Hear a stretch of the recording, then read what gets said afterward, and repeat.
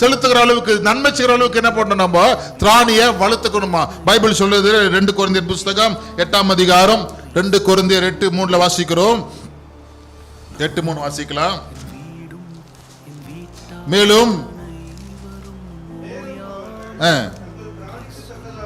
தங்கள் திராணிக்கு தக்கதாகவும், மிஞ்சி பாருங்க, திராணிக்கு தக்க 2 காரியம் வருது.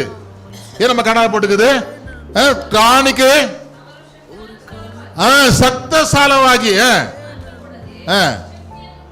சக்தியோன்னு மீறி போடுது பாருங்க கணக்கு பைபிள்ல. சக்தியோன்னு மீறி, திராணிக்கு தக்க உனக்குது, திராணிக்கு மிஞ்சி உனக்குது. இது 2ல நம்ம வரணும். 2லயும் இல்லாம போக கூடாது. நன்மை செய்திருக்கு. ஏழைகளுக்கு சாப்பாடு கொடுக்கறது, துணி கொடுக்கறது, வேலை வாங்கி கொடுக்கறது, படிப்புல சேர்க்கறது, பிள்ளைங்களை படிப்புக்கு அவங்களுக்கு ஹெல்ப் பண்றது. நம்ம பிள்ளைங்களை மாத்திரம் படிக்கணும்னு இல்லாம நம்ம திராணி இருந்தா இன்னொருத்தருக்கு ஹெல்ப் பண்றது.